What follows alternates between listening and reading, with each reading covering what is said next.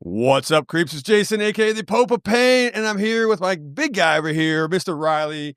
Big guy. Rigor mortis. Big guy. All right. I say big guy because you're taller than me. Oh, am I? You are. You have like an inch on me. All right. Yeah. And what you're looking at right there on that camera, woo, is a little bit of a GG Allin. The rock and roll terrorist. The rock and roll terrorist. The oh my God. Messiah of rock and roll. Yes. And you have acquired a couple of masks, and we're going to talk about them today. We're going to talk about the mask maker of these wild ass GG Allin masks as well. On a road trip. That's right. We're talking with SikRik, guys.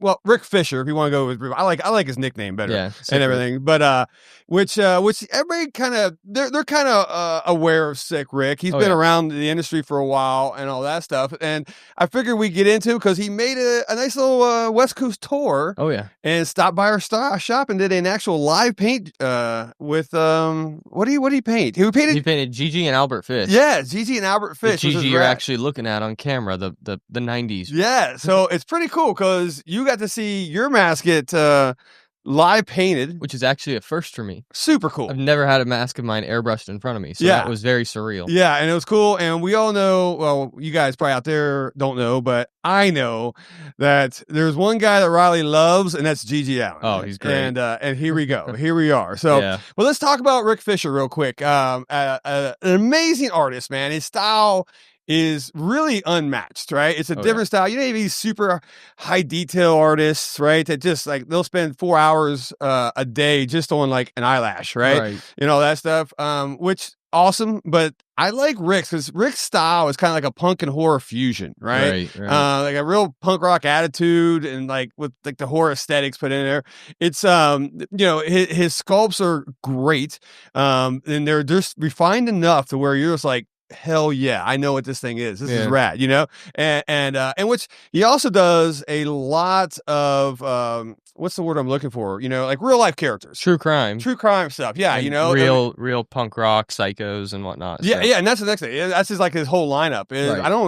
I'm sure he does actually have some original concept type of stuff, but he's usually doing a serial killer line or a punk rock icon mask, and all that stuff, which no one else is doing this, by the way. I'm just throwing it out there, right? This is why I love Rick, because no one's taking the steps, and he's taking steps that could get people pissed off too. Because when you start dealing with serial killer stuff, it's a sensitive subject. Woo, man, I'm telling you, man. I think, you know, everybody yells at us like, because we have Manson stuff in here, we have some other, but no one yells at Netflix, who has like 4,000 freaking documentaries, right? It's all our fault.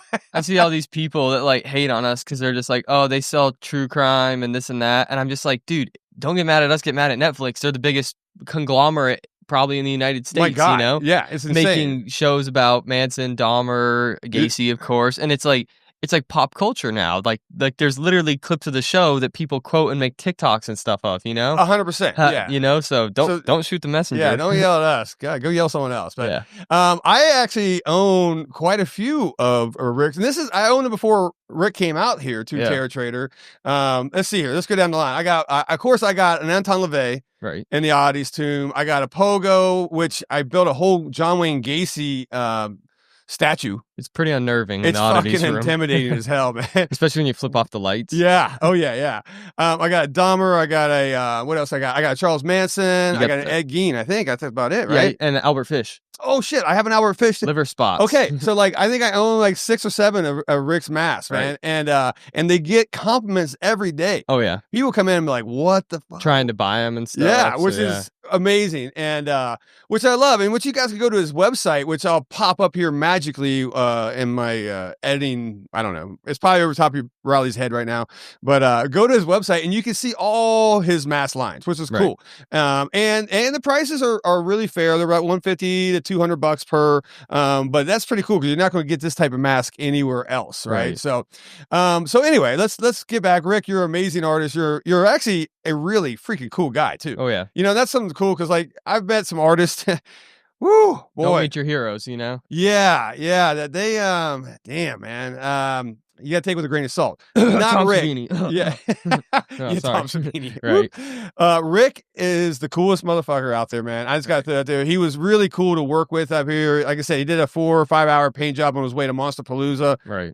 Yeah, and everything. And I would love to have him back here and do some more live painting. One of my favorite events we actually had at the shop. Yeah, it was really cool. It was super cool. And Riley, like I said, picked up 2 masks that you've seen already here and looked at. And I said, let's get into. Well, let's get into GG Allin. Yeah. Because there's maybe some people out there that really don't know, like GG Allin. Okay, he's some rock star or something. I think anti-rock star. Is that the word I'm looking for? Right? I don't know what you call him. Yeah, he's known for his violent, chaotic live performances that usually include self-harm, getting butt naked, fist fights with the audience, probably masturbation. Sorry, kids, if you're watching this. Fellatio. Yeah, his music is completely god awful. Oh, I love it.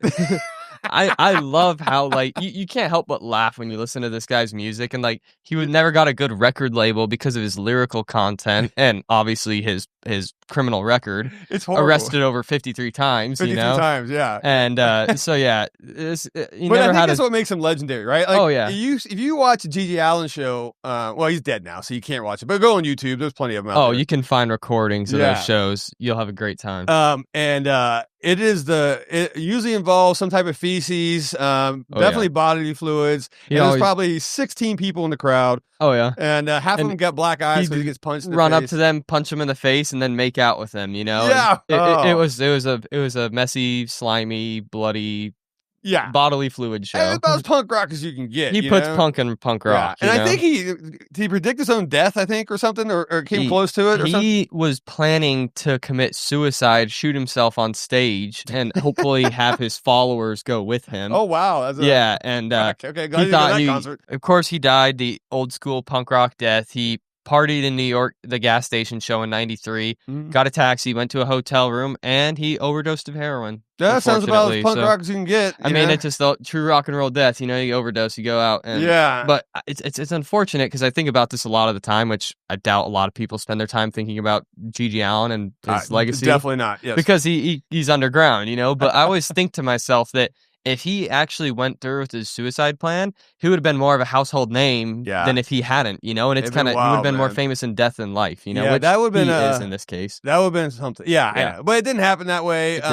But it's still, once again, his band Murder Junkies, right? All like 30 bands he had. Yeah, well, he had a bunch. Murder Junkies lasted the longest. Yeah. And but once again, if you know the punk rock scene, you know GG Allin, even if you're not in the punk rock scene, most people have actually heard this guy. So and what we got here is 2 variants. Right. 2 variants of these masks. And I'll let Riley, you could talk about it more than I can, but go ahead. What talk to me. What we got? So this one right here is actually Murder Junkies 90s era right here. Obviously his forehead's all bloodied up, you know. He's got a signature dog collar, and he probably would have been eating feces at some point in this show. His own, preferably.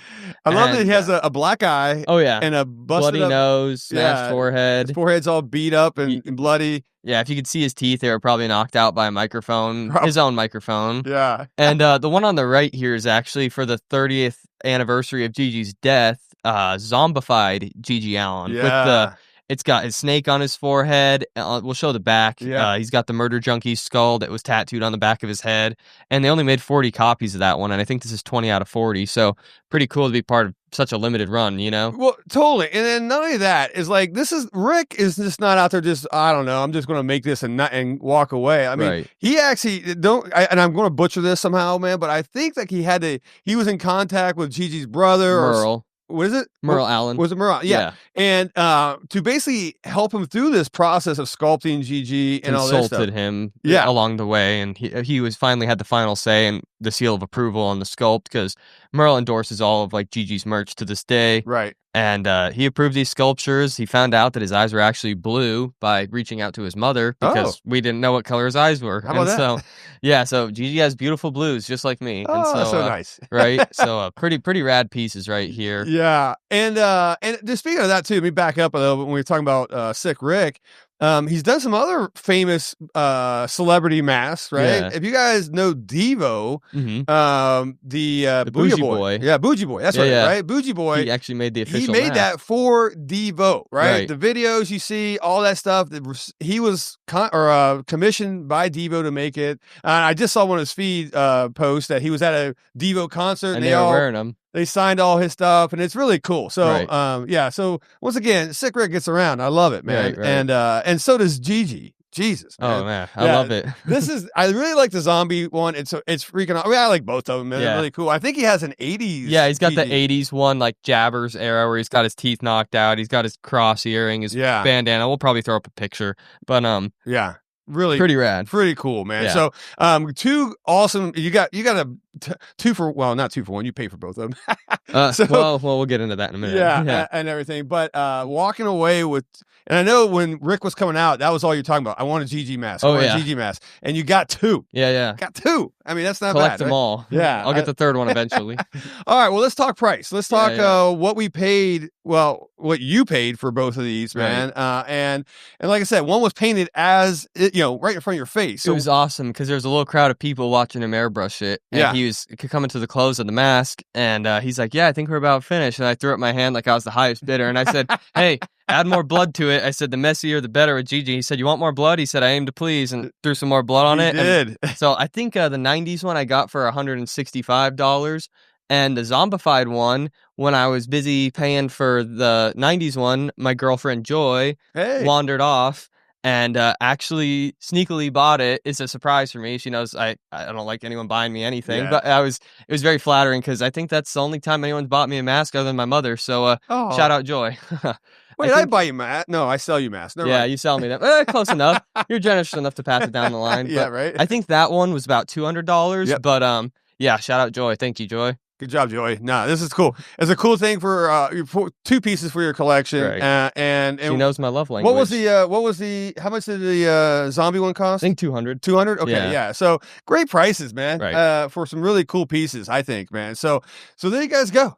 GG Allin, fucking rock and roll terrorist. Yeah, you know? There you go.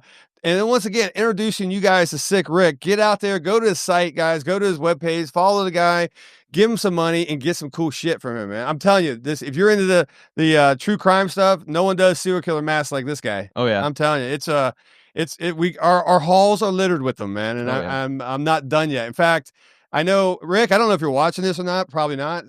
But if you are, I will be coming for the Aleister Crowley. I'm just going to throw it out there. I don't know if I have a picture of that. I'm going to pop it up, but I want that Aleister Crowley bad, man. Oh, yeah. And I need the 80s GG.